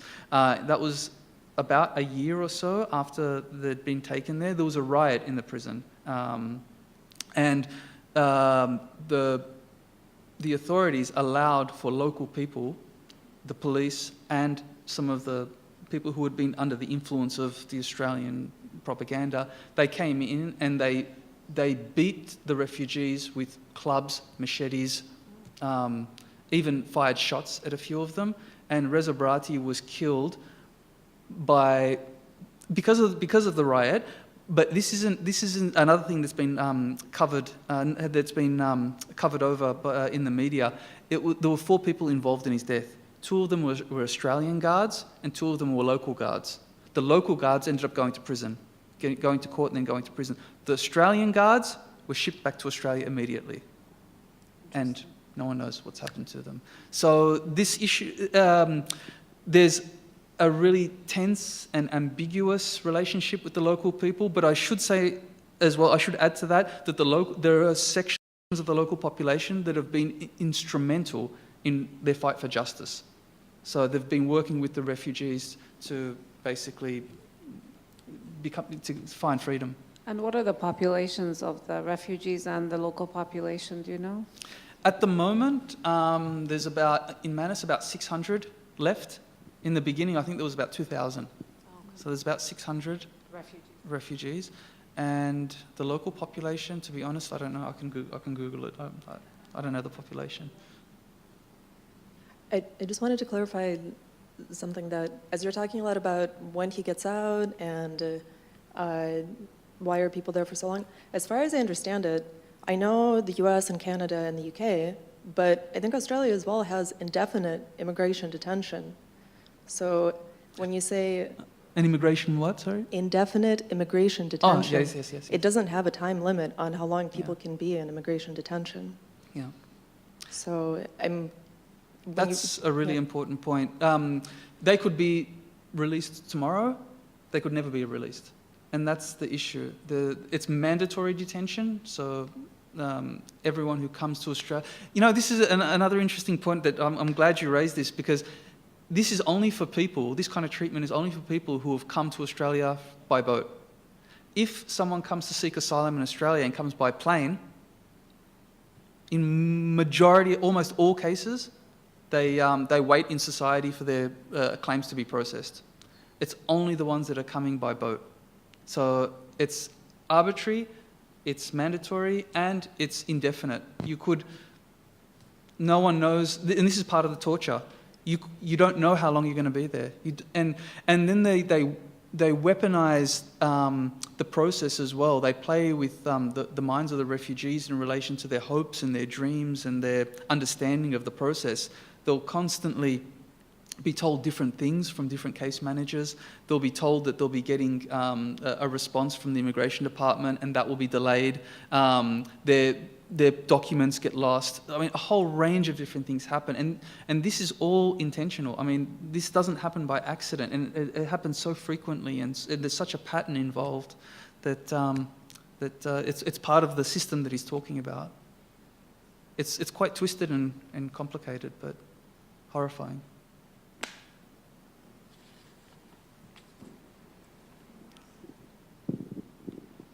Yeah, this is a related question.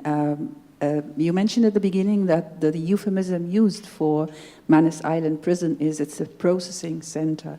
And again, now we hear about this indefinite detention. So I wonder what kind of, I mean, at least this is what the government is claiming, that this is a processing process, you know?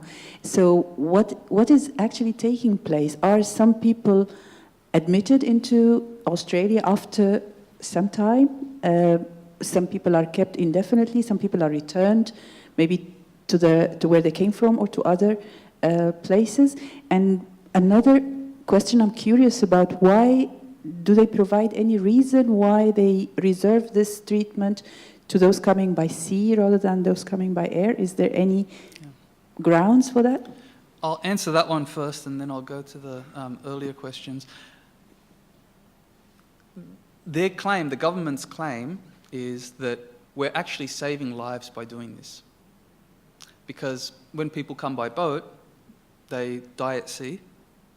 Some of them, a number of them, get lost, or the boats sink. And so actually by doing this to people, we're actually saving lives. That's the logic. And on top of that, they're saying that if we don't do this, there are a whole range of internationally or transnational criminals that will start up their business from Southeast Asia again. People smuggling is a very lucrative business, and so they're saying that what we're doing here is fighting crime. So we're saving lives and fighting crime by torturing people.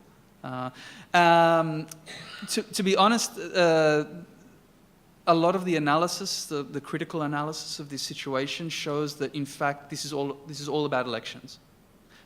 The government that can be the harshest when it comes to border politics can reinforce their border regime usually ends up winning the election.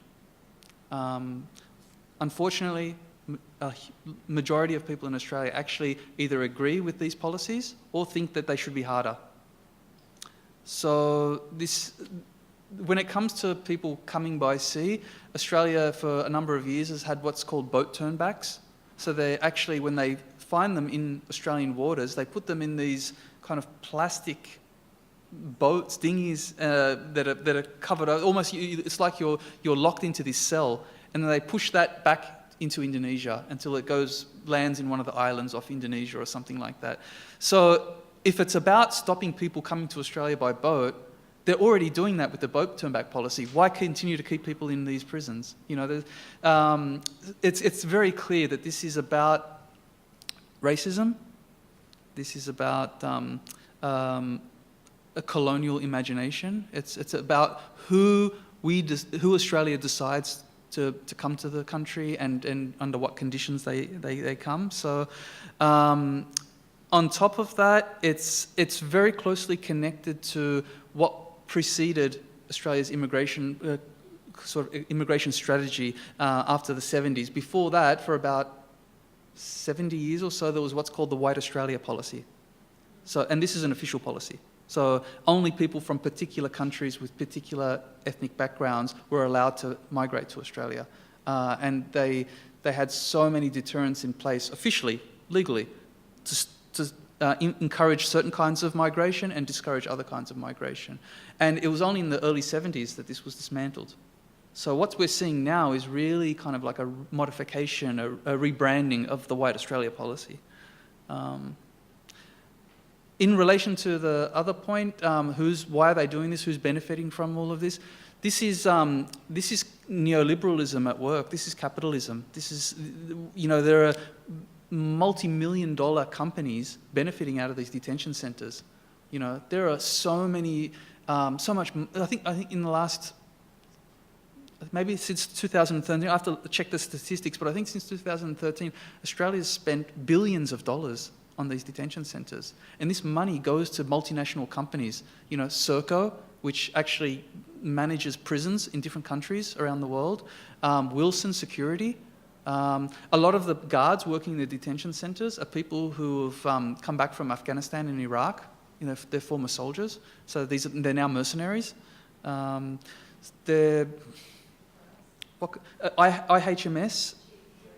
G4S is another big, yeah. He writes about G4S and Wilson in the book. You know, this is capitalism at work. This is about neoliberalism not only controlling borders but also controlling the flow of capital and the distribution of capital as well.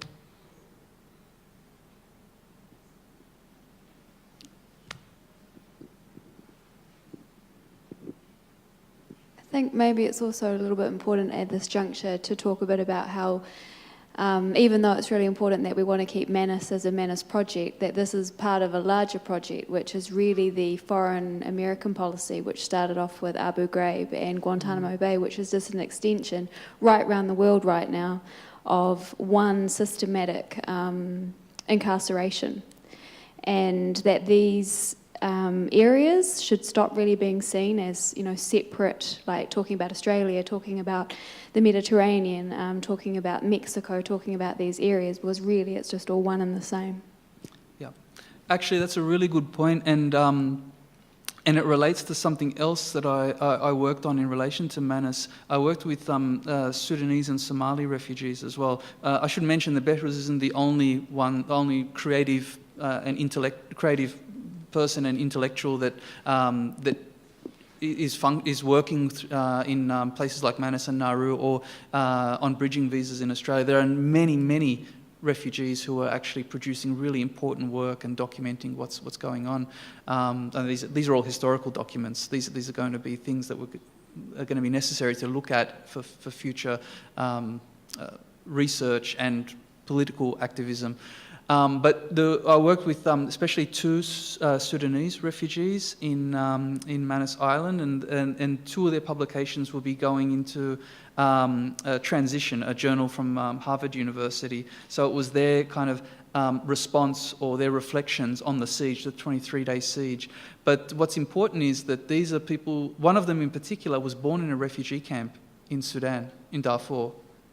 So the other one as well had to cross numerous borders, and they're deeply connected with transnational Sudanese youth movements in particular. That these are the sorts of people who knew about the slave trade in Libya many months or even years before it was announced in the media. I mean, this is part of their kind of communication with their community. This is part of their regular political awareness or social awareness, cultural awareness activities. These are people who have so much to say, so much insight into what's going on. They know that what's happening in Manus Island is part of a transnational. It's a colonial project, and colonialism is, it creates the borders. It's not restricted by them. So that's.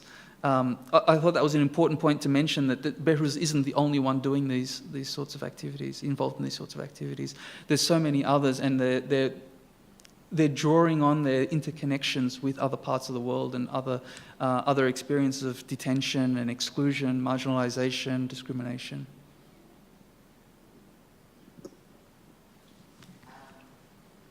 Is there one more question for Behrouz? He's asked me if there's another question.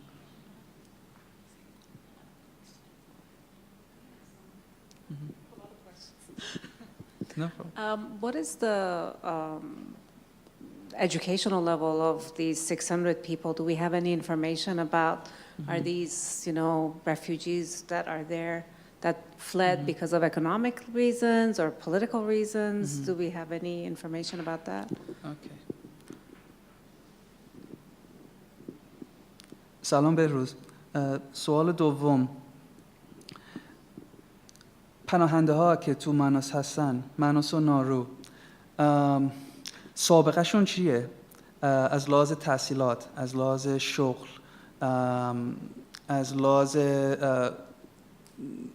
اقتصادی، اجتماعی، اینا سابقه شون چی بود قبل از اینکه اومدن اینجا؟ میتونی یه کمی تعریف بکنی، یه کمی توصیف بکنی که مثلا هویت این پناهنده ها چی هست، دلیلشون چی بود که از کشورشون فرار کردن، شرایطشون چی بود تو کشورشون؟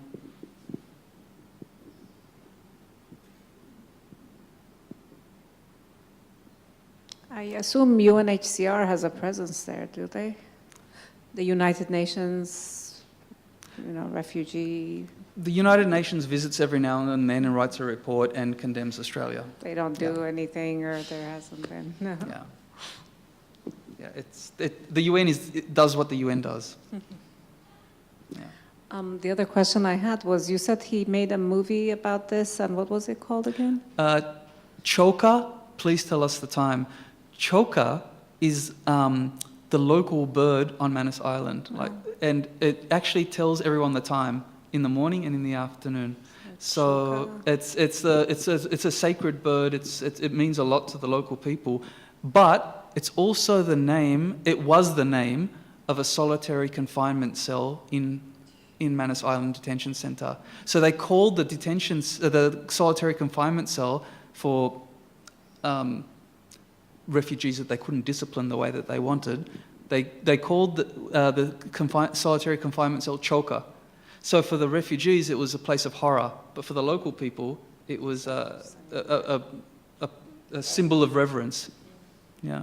So can you see? This is again, they're playing with the kind of they're playing the locals and the refugees against each other by doing this, and also because the bird tells the local people the time, for the refugees, it's a symbol of the fact that time has no meaning anymore. So for the locals, it tells them the time, but for the refugees, time doesn't exist. And that's probably one of the most important, if not the most important feature of the torture that goes on there, the fact that you've stolen time from people. you force them to live in a situation where time doesn't have any meaning.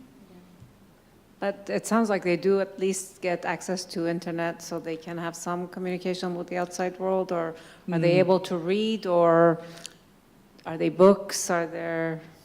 They had some English classes at some point, and then they were disbanded. Also, you have to factor in that even if they had the best facilities or the best kind of programs in the prison, living under those conditions would mean that you probably couldn't even benefit from them. You couldn't participate in them. When it comes to internet,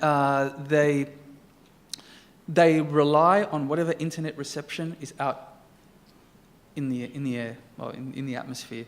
So Behrouz and I can't talk by phone because WhatsApp connection there isn't strong enough. We have to voice message each other. So, and sometimes it drops out. So it's all just by chance. He wrote the whole book by text message. Wow. He made his film by communicating, smuggling the footage out, because at the time he made the film, phones were illegal. Now that they let it go, they don't kind of. So did he make the film mostly with the phone camera, or? It was all with a mobile phone, and the footage was then smuggled out, taken to Australia, and then sent to the Netherlands, where he worked with an Iranian-Dutch filmmaker, and they communicated over WhatsApp and directed the whole film together. Wow. The film ended up premiering at the Sydney Film Festival, and also had its international premiere at the London Film Festival. Wow. Yeah. Choka, please. It's on Vimeo now if you want to watch it. Choka, please tell us the time. It's on the flyer. It is on the flyer. This is a refugee camp. They are not criminals. No. They're refugees. So they should be given some, as she said, some books to read, or some liberty of moving around until they are transferred to another place. As I've been told, the United Nations transfers people to different places.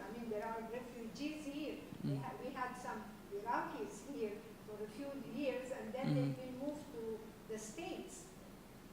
But when they were here, they were living in flats. They're not in camps as there. Then it seems they're treating them as if they're criminals. Yeah. They're not criminals. This is a really important point. They haven't committed any crime, but they've been locked up. I told them that these people coming to you, they are terrorists, and so that's why you said the inhabitants treated them as if they were terrorists. Yeah. So they treat them like this. They're human beings. Yeah, yeah. They are leaving their country for, as you said, maybe for political reason, as people from Sudan and all this, because of the fights and all this happening over there, lack of food, of things like this. They want a better life. They go in the boats and they die in the boats. When one hears of all the people dying in the boats, they don't reach. It's really hurting. You're absolutely right. These people haven't committed any crime. And think of Nauru. There are children there. What is the purpose? What's the objective of imprisoning children? Teach them, give them something, give them some toys, let them play. Let them go.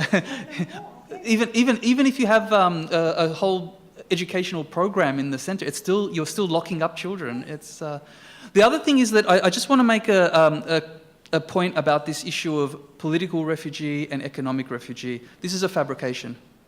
This is a political construction. There's no such thing as an economic refugee. There's no official definition of economic refugee. It's actually a political construction. It's made to actually make people think, real refugee, fake refugee. This is also something that the government uses to turn us against each other and to actually support inhumane practices. So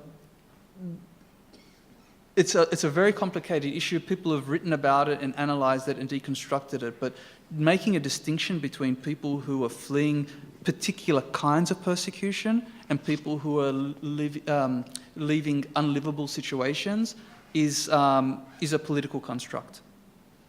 Who basically designs these categories? Who decides who is allowed to apply for which particular kind of visa? These are all constructions. These are all ways of keeping people in particular places for particular reasons and for appeasing an electorate that has warped discriminatory views. I think we need to actually rethink exactly what we mean by economic or political refugee. often these things blend into each other. That's referring to the reason people leave, not to the way you treat people. You know, the person Yeah. you know, is leaving, say, Mexico because he can't afford to, you know, make enough money for his family.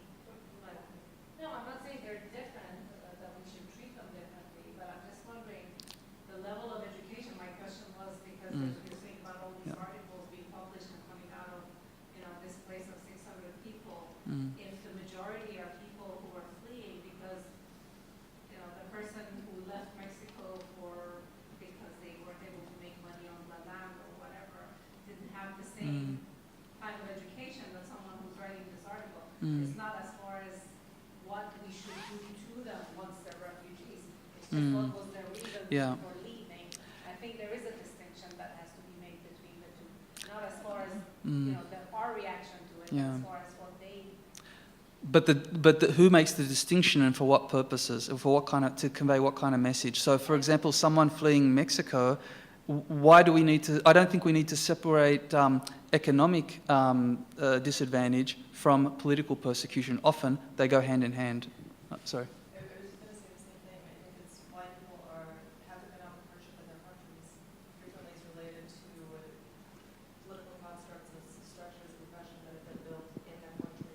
In many cases, yes, but for example, in Iran, many of the people who flee are not fleeing because they need to flee because of economic reasons. Many of the people who are leaving Iran are leaving because of the political situation, because they're not allowed to express themselves, they're not allowed to. So, you know, they could live if they would just shut up. They could live in Iran and have very good, reasonable quality of life. But that's not the same for the person who's leaving, you know, low socioeconomic position in Mexico because he needs to leave because he needs to find a better life. These people, the reason that they have to leave their quality of life is because they have to, because if they don't, they're not. I think what the description you've given is a little bit overgeneralized. Like from the work that I've done for maybe 18 years with refugees, there are so many different, interconnected, complex, difficult to interpret stories. It's really hard to reduce to one explanation. This deserves a lot more discussion, I think, but there are just so many people from so many different backgrounds with so many different experiences.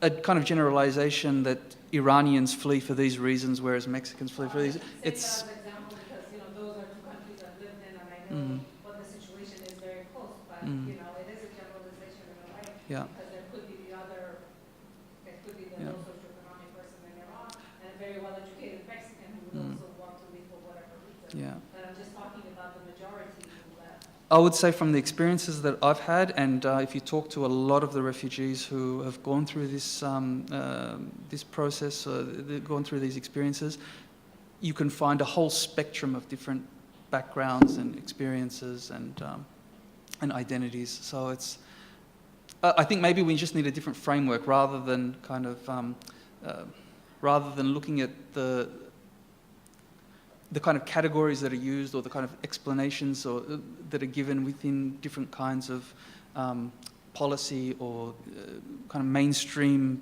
accounts. Maybe we should find a whole new range of interpretative dimensions to try to understand what's happening. That's maybe what his book is trying to do.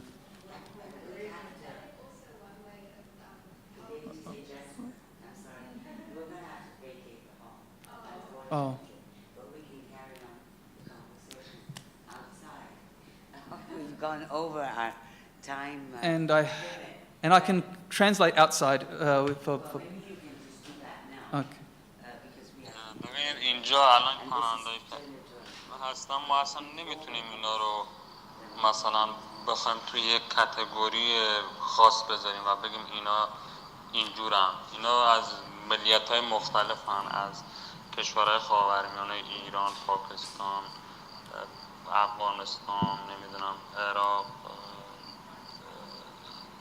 هم کشورهای لبنان، این کشورهایی که تو خاورمیانه هستن. بعد از این ور سریلانکا، و حتی مثلا نپال، بنگلادش، روهینگا، ملیت های مختلف هم با بک‌گراند های مختلف، با شرایط اقتصادی و اجتماعی مختلف. یعنی در واقع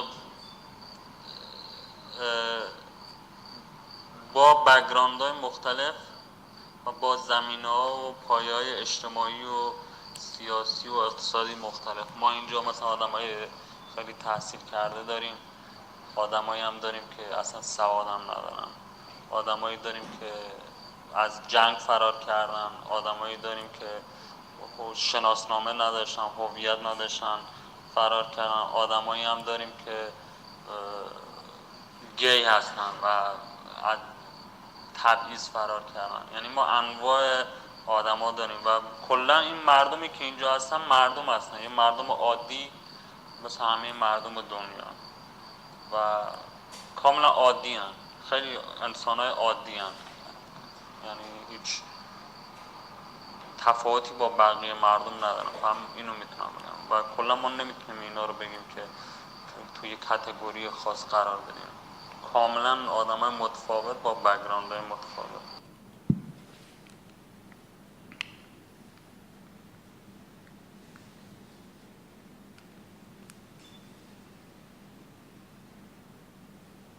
دست در نکنه. مرسی. الان ترجمه میکنم. I don't think it works to use a particular kind of category to try to describe or account for the different kinds of refugees.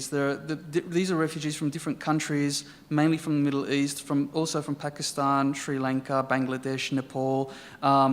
They come from a whole range of different social and economic backgrounds. They have so many different. There are so many different cultural backgrounds represented. Some of them. Some of them, their main reason for leaving might be social, some of them political, some of them a bit of both. It's, you know, there's some people that are, for example, escaping war. Some of them were stateless people who didn't have any status, legal status where they were living. Some of them were gay and were experiencing discrimination. I think the important thing is that these are humans. These are like regular people. There's no difference between them and anyone else. Using a category to try to understand them and try to make distinctions between them doesn't work.